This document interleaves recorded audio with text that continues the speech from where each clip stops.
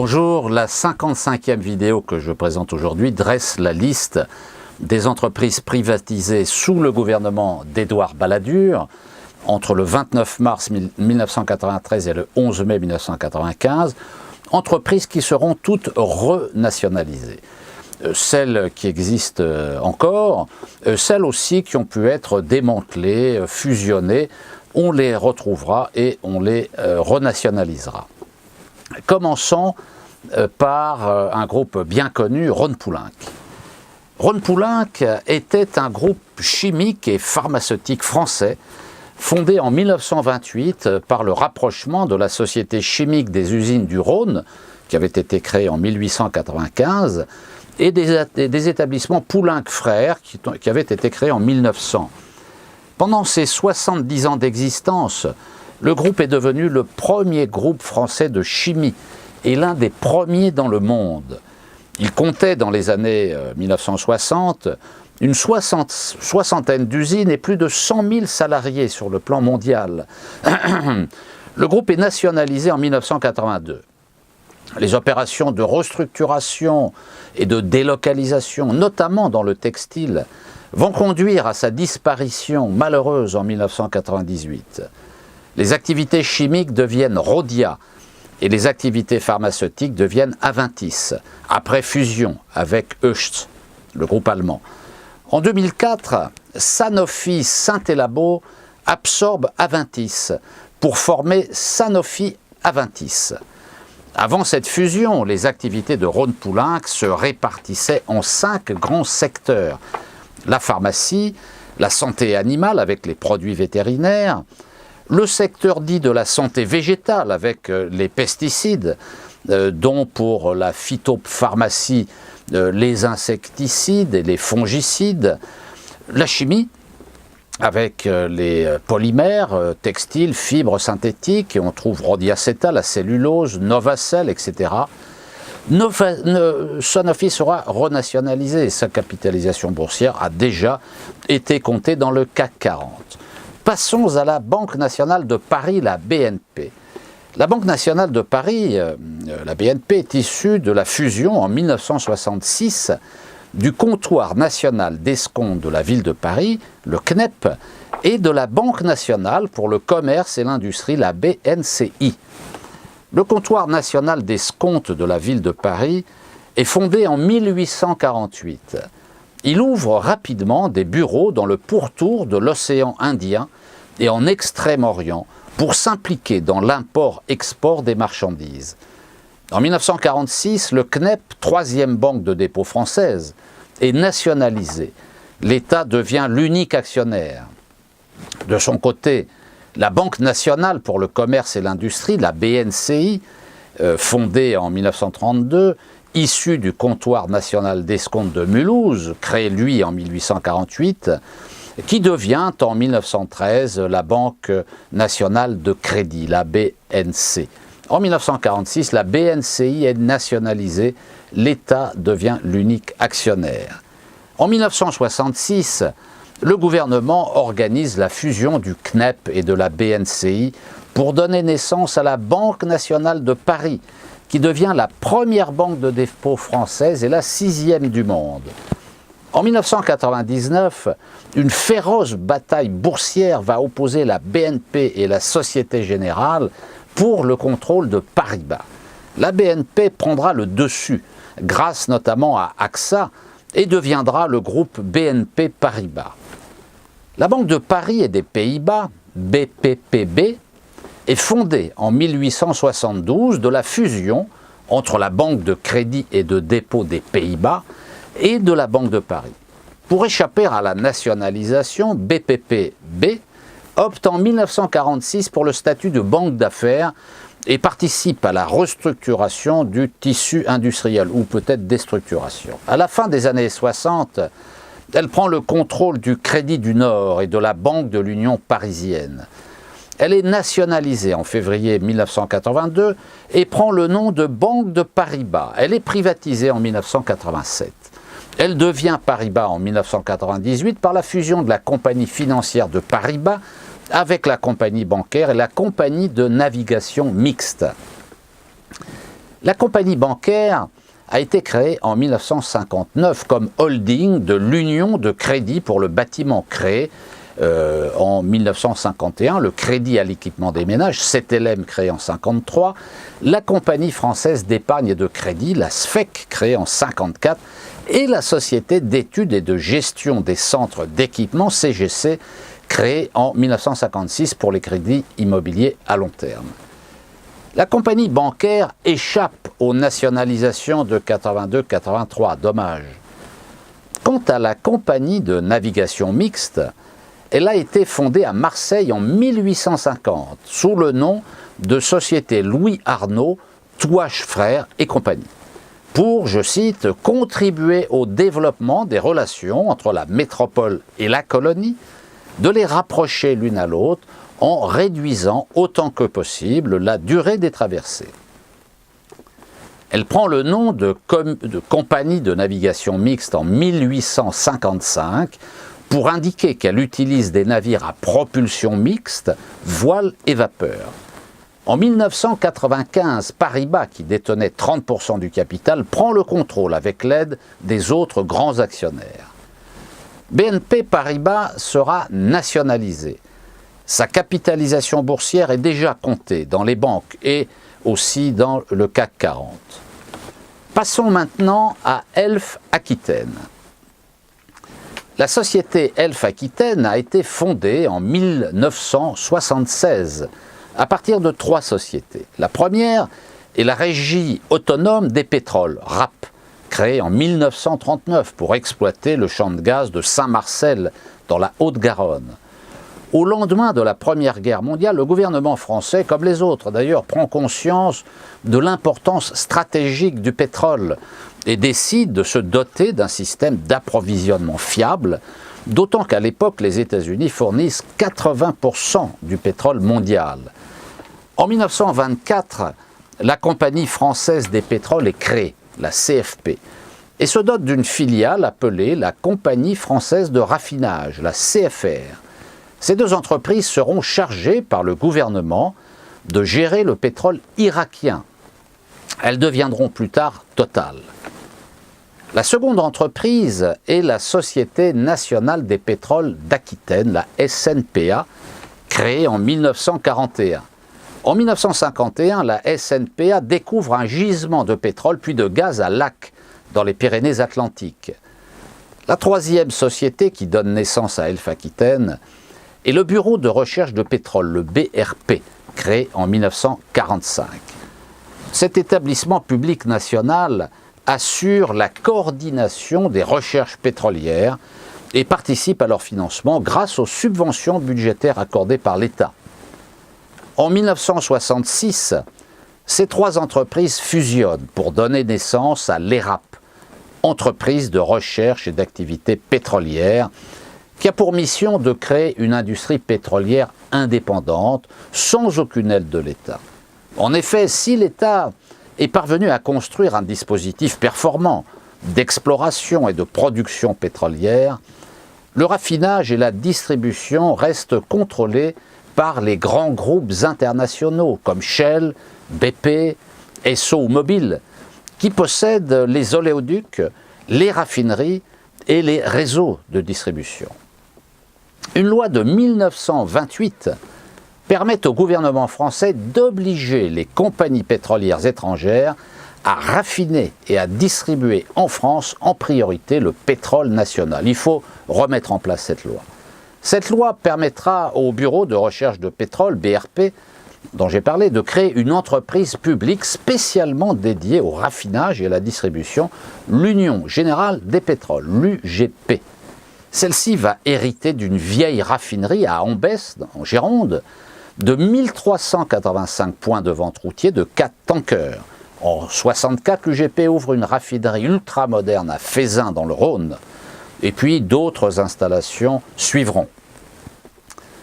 En 1965, un nom de marque simple à prononcer est recherché. Le choix se portera sur Elf, mot inventé qui n'est pas du tout un acronyme.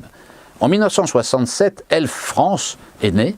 Elle résulte de la volonté du général de Gaulle de maintenir l'approvisionnement pétrolier de la France depuis les gisements africains, malgré la décolonisation. L'entreprise restera ainsi toujours contrôlée par l'État, jusqu'à son rachat par Total Fina.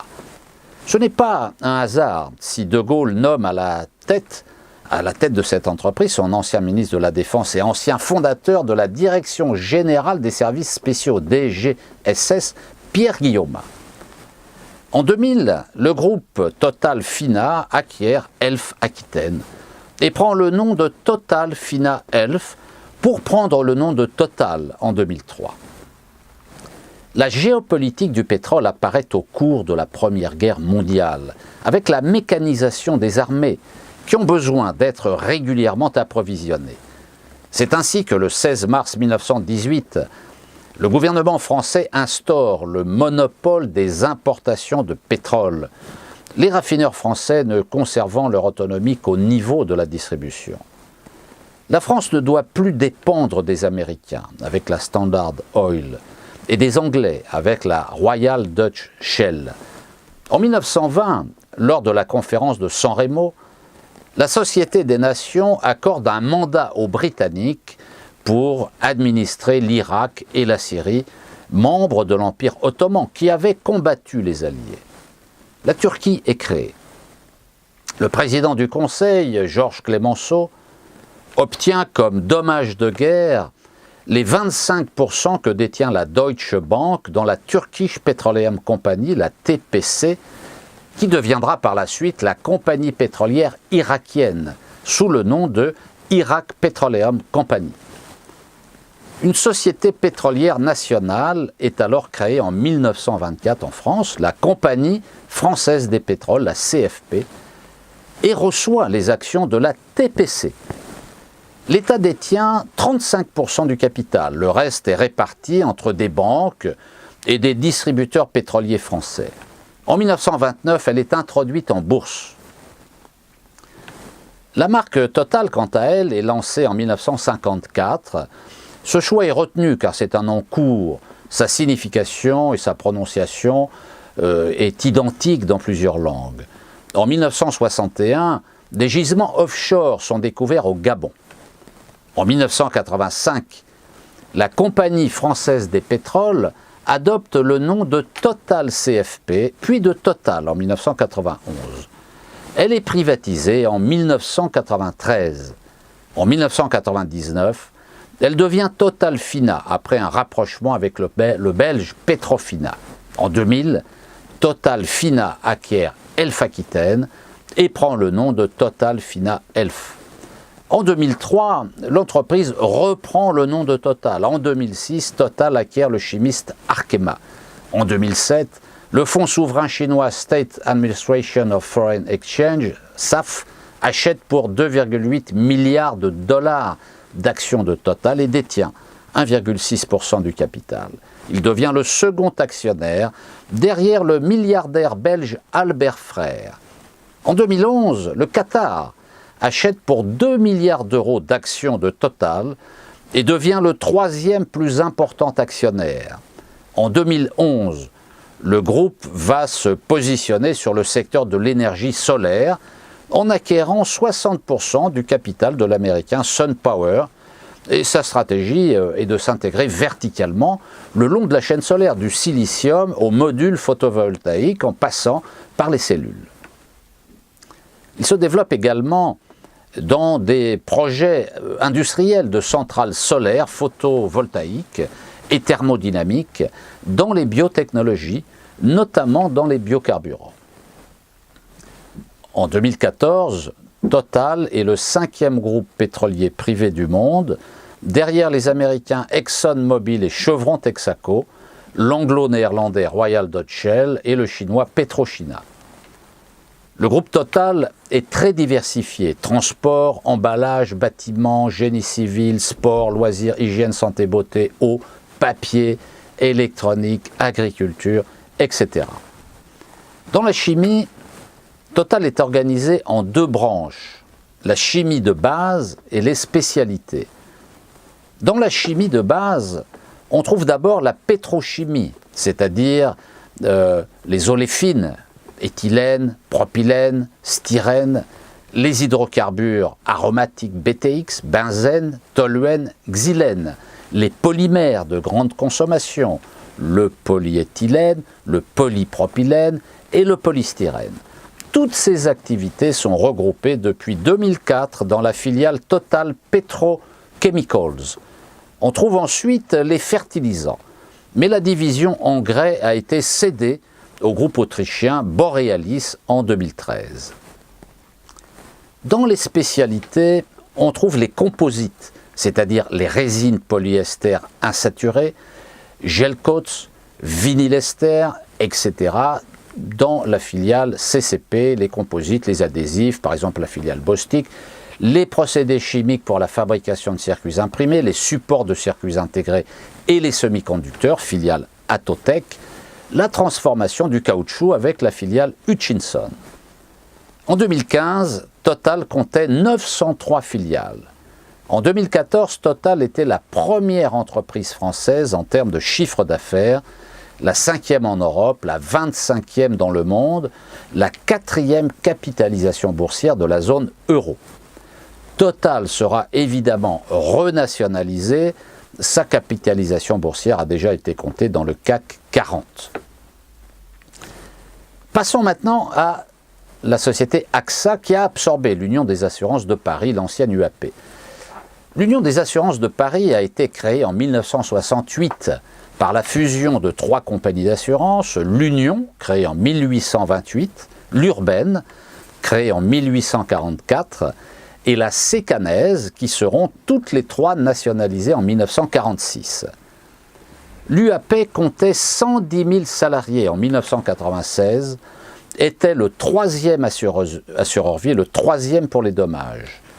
En 1996, AXA lance une offre publique d'achat, une OPA sur l'UAP qui donne naissance à la première entreprise française par le chiffre d'affaires et le premier mondial pour l'assurance. Elle prend le nom d'AXA. AXA sera nationalisée.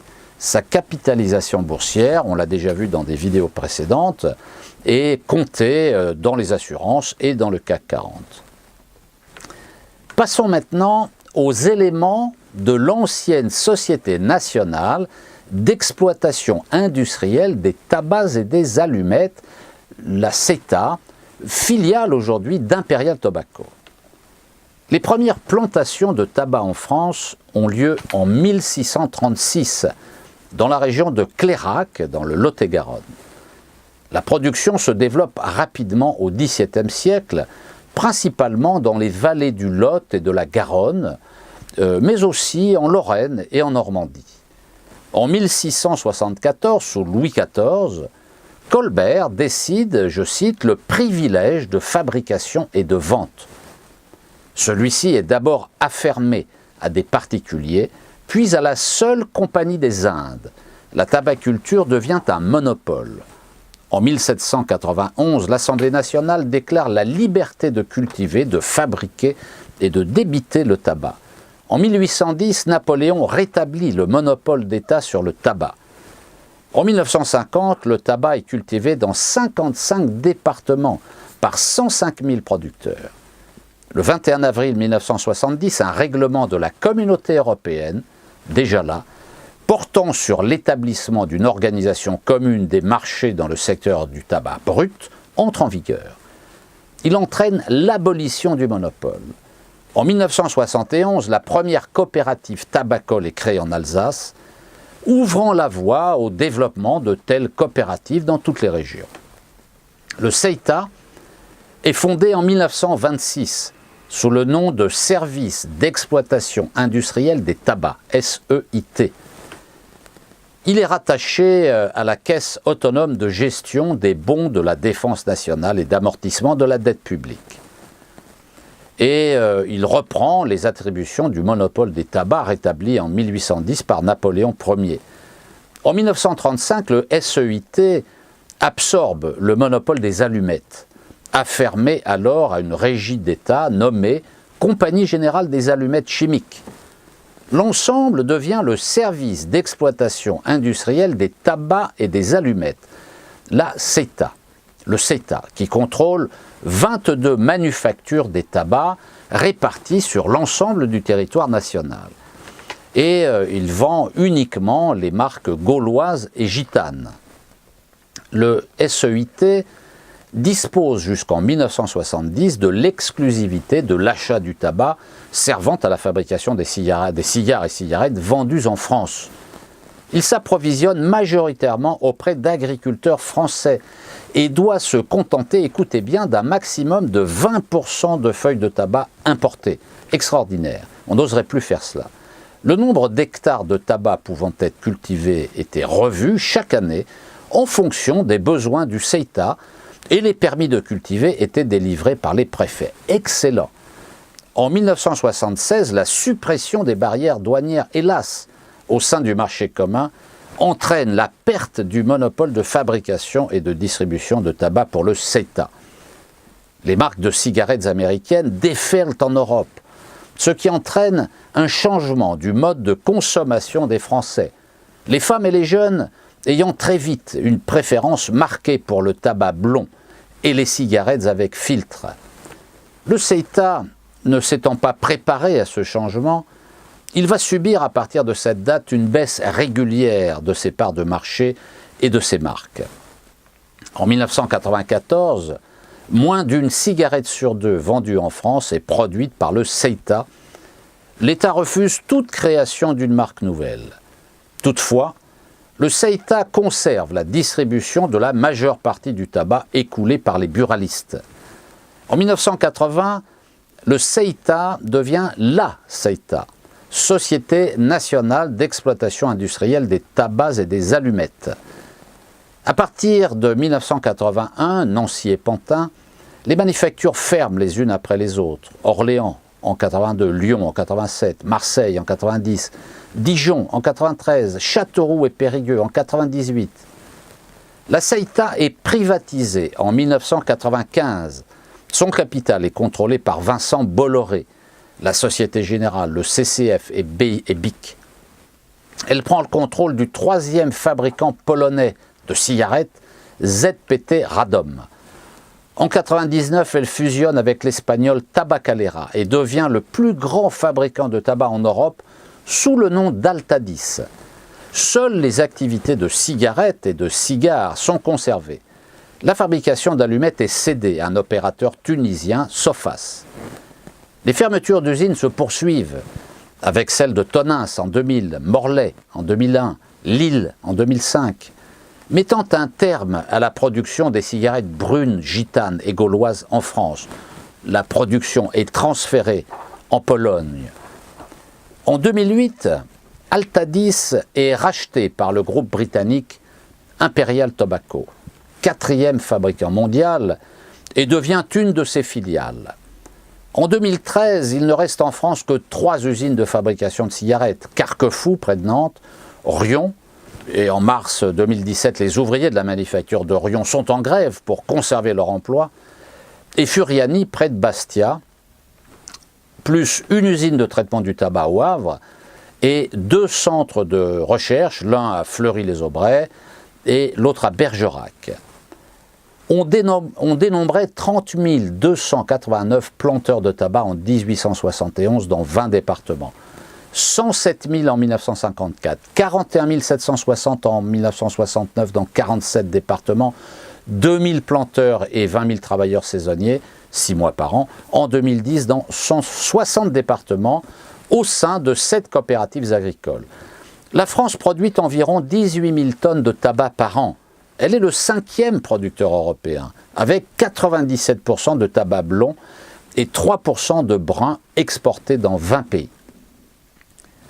Concernant la production d'allumettes, le ministre des Finances attribue en 1889 à la Direction générale des manufactures de l'État le monopole de fabrication des allumettes et réquisitionne 6 des usines françaises qui en fabriquent, à Pantin, Aubervilliers, Marseille, Bordeaux, Trélazé dans le Maine-et-Loire, Saint-Ine dans l'Oise.